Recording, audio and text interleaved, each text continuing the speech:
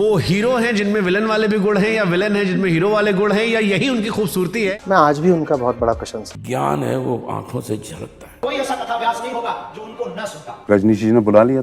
छोड़ के क्यों आ गए? आप उनकी उपेक्षा नहीं कर सकते, या तो आप पक्ष में हो जाओ या विपक्ष में हो जाओ।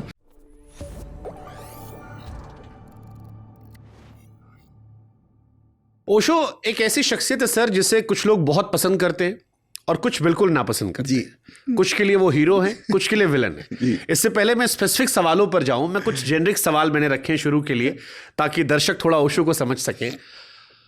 क्या ओशो खास बनाता है? वो हीरो हैं जिनमें विलन वाले भी गुण हैं, या विलन हैं जिनमें हीरो वाले गुण हैं, या यही उनकी खूबसूरती है जो उन्हें औरों से अलग कर देती है और इसीलिए ओशो आज भी प्रासंगिक है?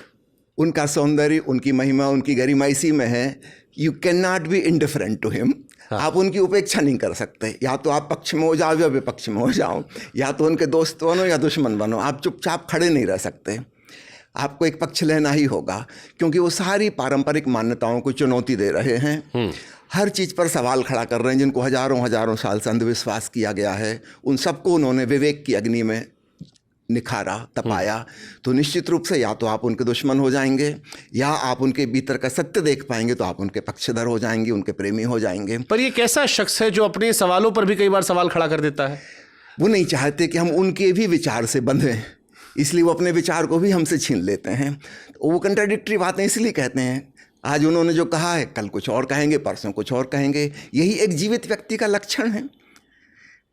समझिए, आज मैं आपसे कुछ कह रहा हूं जो मुझे ठीक लग रहा है, अपने पूरे होशो हवास में, विवेक से मुझको जो ठीक लग रहा है वो मैं आपसे कह रहा हूं। ठीक बात।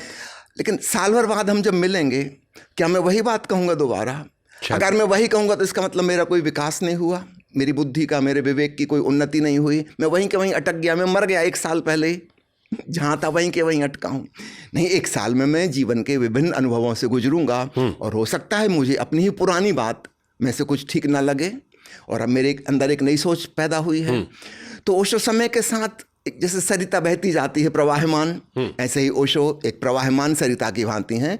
वो कोई डबराया तालाब नहीं है बंद, कि जहाँ थे वहीं वैसे ही रहेंगे। तो निश्चित रूप से 58 साल की उम्र में वो 58,000 बार बदल गए। अच्छा, एक चीज़ और आती है, जैसे जो ओशो को पढ़ते हैं वो तो उनके बारे में गहनता से जानते हैं। जिन्होंने नहीं पढ़ा, या जिन्हें सिर्फ उतना पता है जितना सोशल मीडिया पर कहीं झलक पाते हुए निकल गया, उनके जहन में ओशो की छवि एक सिर्फ सेक्स गुरु की है। नेटफ्लिक्स से फिल्में भी आई जिसमें भी मूलतः जो वायरल हुआ वो वही कंटेंट वायरल हुआ जिसको दिमाग में डाल दिया गया कि एक ऐसा व्यक्ति जो सेक्स को लेकर बड़ा ओपन था, आज़ादी दी, और उनको लेकर धारणा ये बनाई गई। अब ये जानबूझकर उन्हें बदनाम करने के लिए थी, प्रायोजित थी, या ये उनके जीवन शैली या उनकी बातों का एक बड़ा हिस्सा था, या जो शायद सबसे रोचक हिस्सा था? देखिए, जीवन तो बहुत बहुआयामी है, हजारों उसके पहलू हैं। निश्चित रूप से उसमें एक पहलू काम वासना भी है। और ओशो ने जब ध्यान सिखाया, ध्यान का मतलब होशपूर्ण होना, संवेदनशील होना, प्रेमपूर्ण होना, तो जीवन के सभी आयामों में तो उनकी ध्यान विधियाँ ऐसी नहीं है कि आपको बैठ के आंख बंद करके बैठ जाना है और किसी चीज़ पे एकाग्र करना है। जब आप चाय पी रहे हैं तो होशपूर्वक पीजिए, जब स्नान कर रहे हैं एक एक बूंद का स्पर्श, शावर का मजा लीजिए पूरी संवेदनशीलता के साथ। जब पैदल चल रहे हैं तो पैदल चलना ध्यान है, जब किसी से बातचीत कर रहे हैं तो वह बातचीत ध्यान है।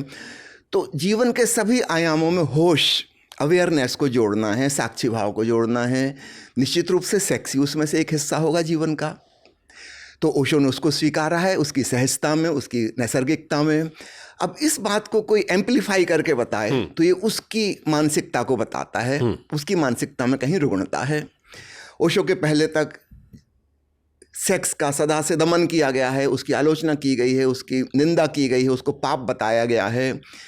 जैसे हमें भूख लगती है, प्यास लगती है, नींद आती है, होश खुल जाता है, सुबह नींद खुल जाती है, ठीक ऐसे ही सेक्स भी एक प्राकृतिक घटना है। पाप और पुण्य की परिभाषा में उसको क्यों मानना, उस पर लेवल क्यों लगाना? तो ओशो ने यहाँ पर सवाल उठाया कि वह गलत नहीं है, वह पाप नहीं है, लेकिन लोगों ने इस बात को पकड़ लिया कि जैसे वो सेक्स को प्रमोट कर रहे हैं। प्रमोट नहीं कर रहे हैं, एक हजारों साल से जो अंधविश्वास चला आ रहा था, एक सामान्य जैविक घटना के प्रति, एक बायोलॉजिकल फेनोमेनन है, उसके प्रति जो निषेधात्मक रुख लोगों ने अपनाया था, ओशो ने उसको साफ किया और कहा कि इसके प्रति भी तुम होशपूर्ण हो जाओ, साक्षी हो जाओ, यह भी साधना का हिस्सा हो सकता है। ओशो की 650 किताबें हैं। सबसे मोटी किताब गीता पर, करीब इतनी मोटी। उससे छोटी महागीता हो गई। चीन के संत लाओ त्सु पर जो ताओ उपनिषद के प्रवचन माला है, बहुत लंबी, हिंदी और अंग्रेजी दोनों भाषाओं में। संत कबीर पे बोले हैं, 1 दर्जन से ज़्यादा उपनिषदों पे बोले हैं। इसकी तो कहीं चर्चा नहीं करते मीडिया के लोग। सिर्फ एक किताब, सिर्फ उसको पकड़ लिया, और उसको भी किताब को नहीं पकड़ा है, सिर्फ टाइटल को। जो लोग ओशो की आलोचना, निंदा करते हैं, उनमें से किसी ने वह किताब पढ़ी नहीं जिसकी वो आलोचना कर रहे हैं। तो पहले पढ़ तो लो, फिर आप निंदा करना अगर उसमें निंदा योग्य कुछ है। मैं डिटेल में जाऊंगा क्योंकि वो पूरा टॉपिक मैंने रखा है। लेकिन ओशो की जो शिक्षा है सर, अगर मैं संपूर्ण शिक्षा की बात करूं तो वो पढ़ना पर्याप्त है या उसको अनुभव करना, जीना जरूरी है? पढ़ना प्रारंभिक कदम है, आरंभिक कदम है ना, लेकिन उससे वह ज्ञान नहीं मिलेगा जो ओशो हमें देना चाहते हैं। एक ज्ञान शब्द का हम 2 प्रकार से उपयोग करते हैं। एक जानकारी है, इंफॉर्मेटिव नॉलेज, और एक है विजडम, प्रज्ञा, विवेक, जो हमारी अंतरात्मा में उत्पन्न होता है, वह बाहर से नहीं आता। तो ओशो की बातें सुनकर, पढ़कर हम अपने पुराने अंधविश्वासों से, विचारिक प्रणालियों से, मान्यताओं से मुक्त हो जाएंगे, और तब हमारे भीतर वह सहज ज्ञान उत्पन्न होगा जो प्रकृति से, परमात्मा से हमें मिला है। तो ज्ञान शब्द के यहाँ 2 अर्थ हो गए। एक जानकारी वाली ज्ञान, उधार, जो दूसरों ने हमारे भीतर भरा है और हमने उसको पकड़ लिया है, उसको हम अपना समझने लगे। ओशो कह रहे हैं यह तुम्हारा नहीं है, तुमने कहीं से पढ़ा है, कहीं से सुना है, कहीं अनकॉन्शियसली अपने वातावरण से एब्जॉर्व कर लिया है। तुम्हारा ज्ञान तुम्हारे भीतर से आएगा। तो ओशो हमें ज्ञान नहीं दे रहे हैं। वास्तव में उनकी शिक्षा को हम शिक्षा नहीं कह सकते। अंग्रेजी का जो शब्द है शिक्षा के लिए, एजुकेशन, उसका मतलब होता है किसी चीज़ को भीतर से बाहर लाना। जैसे कुएं से हम रस्सी डाल के बाल्टी में पानी खींचें, एजुकेशन का मतलब है खींचना बाहर। अभी हम जिसको शिक्षा कहते हैं वो है बाहर से भरना, जैसे किसी टंकी में हम पानी भरते हैं। तो ओशो वो पानी वाली टंकी के खिलाफ हैं। वो चाहते हैं तुम्हारे भीतर से, तुम्हारी अंतरात्मा से झरना फूटे, वहाँ से जो आएगा वो वास्तविक ज्ञान होगा। तो ओशो की शिक्षा को हम साधारण शिक्षा जैसा नहीं कह सकते। वो हमको कुछ थोप नहीं रहे, हमें कुछ दे नहीं रहे, बल्कि वो हमारे भीतर से जो चट्टानें आ गई हों, जिनकी वजह से अवरोध पैदा हो गया, हमारे भीतर का झरना नहीं फूट रहा है, वो उन चट्टानों को हटा रहे हैं। So it is not education in ordinary sense, है ना, उससे ठीक विपरीत है। वो हमारी चट्टानों को हटा रहे हैं ताकि हमारे भीतर जो झरना का पानी भरा पड़ा है वो बह सके। तो ओशो की शिक्षा ऐसी है। सुंदर। मैं क्योंकि कहते हैं ना, किसी व्यक्ति को समझना है तो वहां समझो जहां से उसकी शुरुआत हुई है। जी। अब आपने जो बताया, ये ओशो को उनके जीवन विचार को आपने कोशिश की समराइज करने की, लेकिन मैं उस पहले बीज को पकड़ता हूं। कुचवाड़ा मध्य प्रदेश में वो स्थान जहां पर उनका जन्म हुआ। जी। अब यूपी, बिहार, मध्य प्रदेश, झारखंड, आमतौर पर सर यहाँ लोग पैदा होते हैं तो उनको नौकरी चाकरी चाहिए होता है, एक जीवन चाहिए होता है जहाँ पर आसानी से परिवार सा रह सके। मुझे ये जानना है कि एक बच्चा ओशो कैसे बन गया? क्या ऐसा हुआ कि वो सवाल करने लगा? क्योंकि ये साधारण नहीं है, जो सवाल पूछे गए वो साधारण नहीं थे। हजारों साल से एक परंपरा चली आ रही थी, उस परंपरा में हर चीज से प्रश्न करना, वो विद्रोही भावना होना, हर चीज पे सवाल कर देंगे, और जैसा मैंने पहले भी कहा, अपने सवालों पर फिर सवाल कर देंगे। ये आपके परिवार में पहले नहीं हुआ होगा। ओशो जी से शुरुआत हुई, शायद यही वजह रही कि उनके माता पिता भी उनके शिष्य बन गए। ये भी अपने आप में रोचक है। तो ये कहां से, आप जब उनको पढ़ते हैं, समझते हैं, आप परिवार के सदस्य हैं, कैसे ओशो बनने की शुरुआत हुई? देखिए, अगर हम ट्रेस आउट करें पीछे, तो एक तो इस जन्म की कहानी होती है, उस संदर्भ में थोड़ा सा प्रकाश डालूंगा। लेकिन एक्चुअली जो आत्मा है उसका तो जन्म जन्म की कहानी है पीछे, है ना। ओशो ने अपने पिछले 4 जन्मों की चर्चा की है।